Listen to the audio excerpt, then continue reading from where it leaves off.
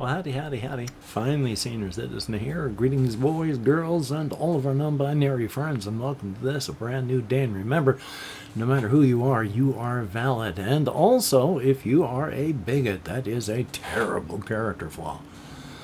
Well, I have a couple of immediate things, neither of which are important to talk about, but my soft soap has deglycerinized.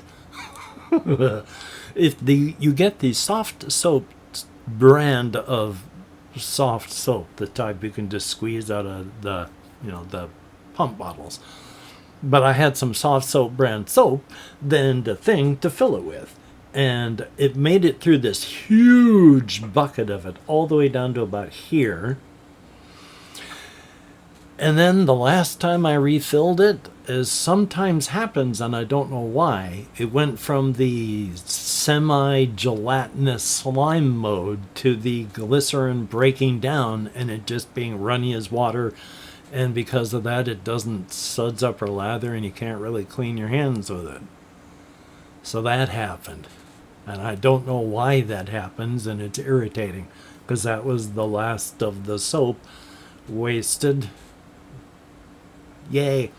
The other thing is, oh boy, I'm developing calluses on my hands. Yeah, from the shoelaces on the boots that I have. But you can't really see because this won't focus, but I got a big old chunk ripped out of the side of my finger there, up here, where it's going to be sore and it's going to be raw, and I'm going to have pain and all sorts of extra growth of skin because of, like, over here, that I've still got a ton of skin from this break. But it's all from the shoelaces, my hands getting torn up. Gotta love that. I need to get new shoelaces. These are the ones that came with the boots that I have, and they just tear my hands apart. So I could either do that or I could get some gloves. But gloves are expensive, and I'd have to get thinner gloves. And those are more expensive than just, the cheap fluffy type. But the cheap fluffy type I'm not going to be able to time my shoes with. They gotta be boots, hand shoes that are thin enough that I can tie shoes with them, which means they're gonna cost. I don't know. Maybe I can put on 2 pairs of like vinyl gloves or something and then try it that way. Better than tearing my hands up, maybe. And then I worried myself with increasing age. I got to really crank on the shoelaces. Otherwise, when I'm out walking, they will untie.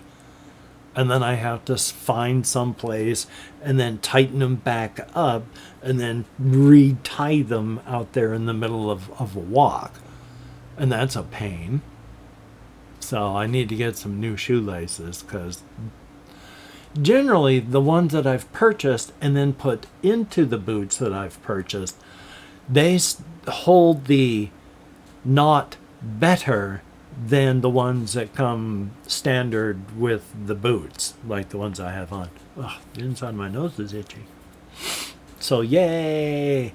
Thumbs up. And of course, thank you very much for watching. If you are one of the people that watch, thumbs up. Thank you so much. It is greatly, greatly appreciated. I get depressed about everything. I've been depressed. I've had clinical depression all of my life, and I've been medicated for it on and off. But I get depressed by almost everything. And of course, looking at the view counts on my videos when it was pushing me over into depression. But then it was like, no, wait a minute, because you got to try and talk yourself out of stuff like that. You got to try and do your best. And it was an intervention. It was like, hey, don't think about the people that don't watch. Think about the people that do. Sure, there's not many, especially on the scale of those that are out there on the rest of YouTube. But it's more than 0. And that's a very good thing. So thumbs up and thank you. No matter how long you watch, no matter how many of my videos you watch, even if it's only one for 5 minutes. Thank you. It is appreciated very, very much.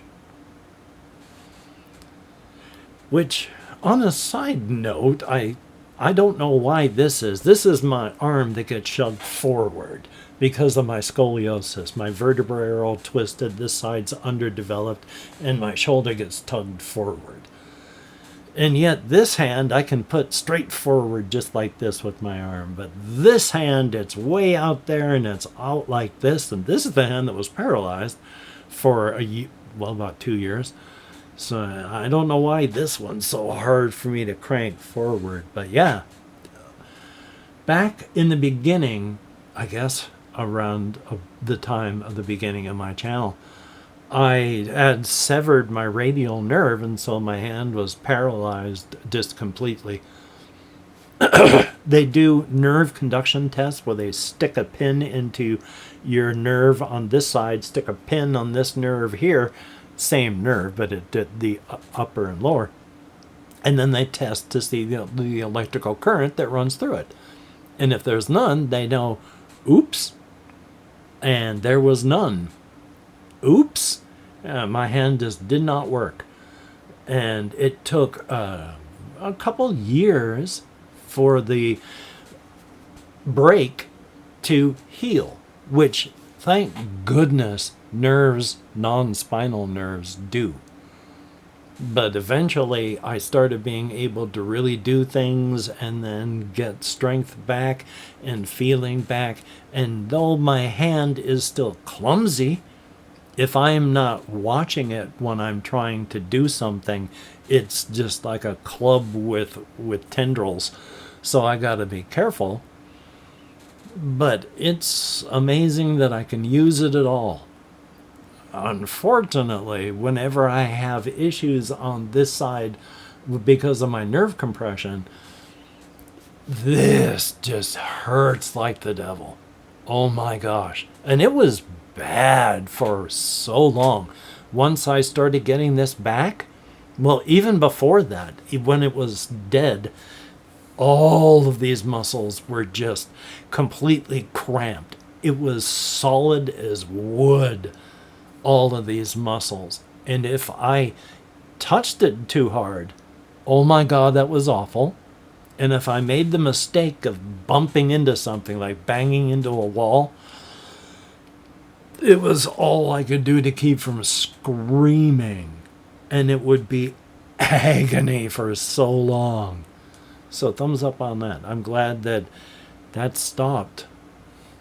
But when my nerve compression issues first started cropping up and I had issues with having to stay in bed and all that, this just hurt so much again. And it felt like someone just drove a spike into right here where the severance, where the break in the nerve had been. So thumbs up. Now, I did write some stuff down. One of them is just a general annoyance kind of thing, and that the YouTube algorithm is supposed to recommend to us the things that we click on and pay time on, and the YouTube algorithm has no idea what to serve me. When I just open up the home page on it, it's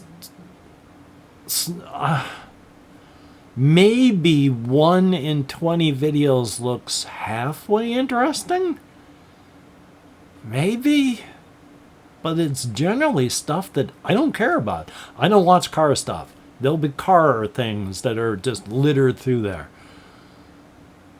And it's like, why? And then I won't watch, alt-right stuff. And I'll have a bunch of alt-right stuff. And it's like, you keep serving me stuff that I don't want. I'm just scrolling past it. I'm not clicking on things. You're not getting ad revenue from this. Why? You know what I click on. Why can't you make an algorithm that gives me stuff that I want to click on? And yet it doesn't.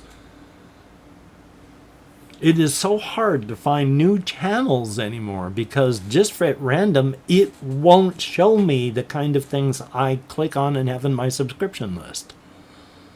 So, is it like this for everyone? Broken? I don't understand why and how this system is supposed to work. But also, to jump back to something I was talking about months and months back, the group Electric Callboy. I'm weird with my neurodivergence in that I peak and trough quickly on interests. Normally with both individuals and groups. Interest will grow and grow and grow in something until it'll peak and then start to fall. This is inevitable. It happens with absolutely everything. But there are a lot of people who are neurodivergent where while everybody else is still going up like this, you're, oh. And then over it while everyone else is still building in excitement. I'm not over Electric Callboy, but I kind of lost a lot of interest because they did things that for them are awesome. They did nothing wrong. I, being me, stayed being me while they did necessary growing. But they've done a lot of collabs. And I mostly don't care about their collabs. I mean, they did one with Baby Metal. The Ratatata or Ratata. I can't remember how many tatas in there. How many tatas? How about that? But because of that, while I like Baby Metal, I don't really care to watch the collab. And they've done other collabs with other people that I don't care about. And the latest song that they've done, I can't remember if it's a collab or not, but it's called Elevator Operator. One day I might listen to it and watch it. I've been watching a lot of reaction videos again about Electric Callboy. Having to search for them because clicking on Electric Callboy reaction videos, YouTube algorithm isn't bothering to give me any Electric Callboy videos to click on. So I have to search for them. Again, does the YouTube algorithm work for anybody? But another thing that I can't remember if I finished my thought on it, and when I was talking about it, I don't know, but I was talking about the various things that I can and can't do for work and who I would be competing with. And in the United States right now, it's a lot of people who are much more qualified than I. Keep looking over here. But if there was something, then I could do some things if it were possible. I mean, it's not impossible. There is a small sliver of things I might be able to do that if other people who were better qualified than me didn't want to do, I might be able to do. But point being, I have mentioned before that if I go homeless, I die because I cannot plug a sleep apnea machine into a sidewalk or a tree. And stopping breathing while you're sleeping is a huge strain on your heart, your lungs, and your brain. Now, I don't stop breathing because I have the soft tissues in my throat collapse.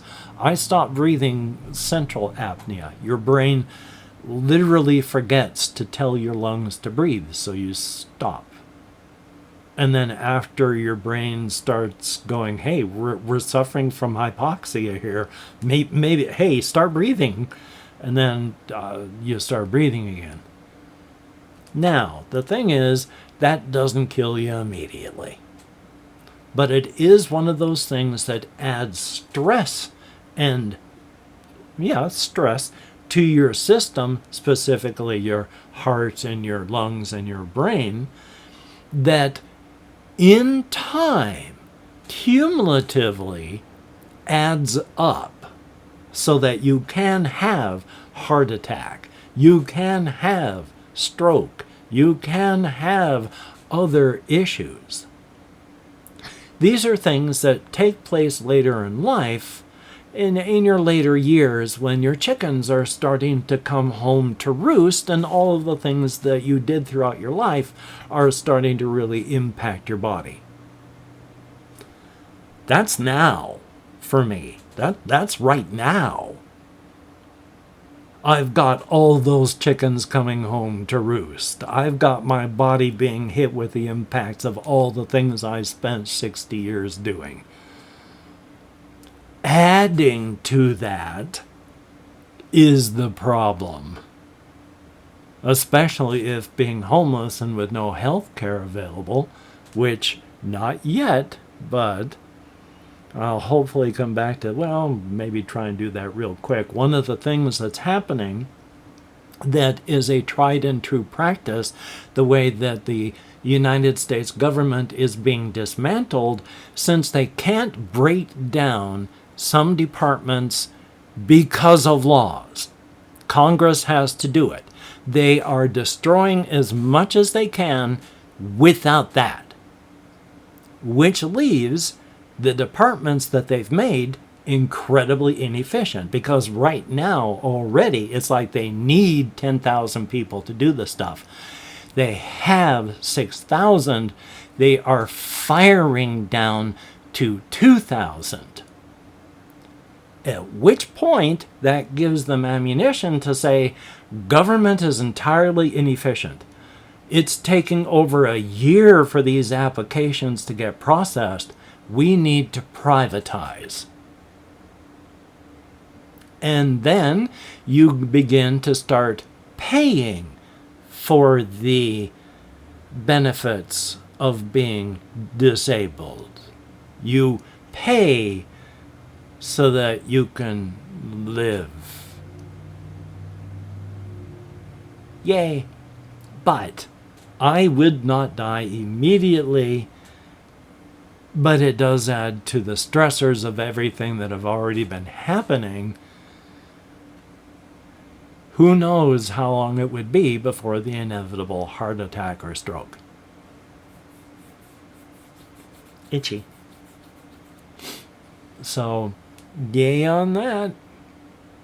And looking up here, the rest of the stuff that I've got is just primarily the creative stuff. Like yesterday I was talking about various characters, and one of them was the fellow named Jason, who is a person with their third eye open, whom anyone with their third eye open is, you are a genetically flawed cryptid. You should have become a cryptid, but your body did not convert into cryptid energy. You stayed human. But the one guy, Jason, who, because of further difficulties in his particular genetic flaw, did not lose the cultural taboo against eating human meat as a human being. And I have a feeling I would be much like him, and that the few times that he's tried, he hasn't been able to go very far, and the last time he spent much of the rest of the day periodically breaking down into tears and just not being able to do anything for a while as he cried. I cry at the drop of a hat as it is. Having human meat served to me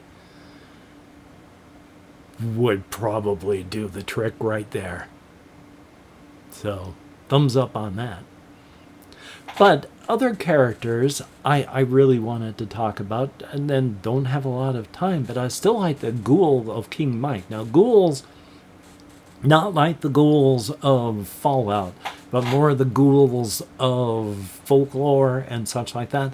They don't kill and hurt human beings that are alive, they need rotting human meat to eat. So they eat bodies and eat the bodies that are buried in graveyards or wherever they find a human corpse.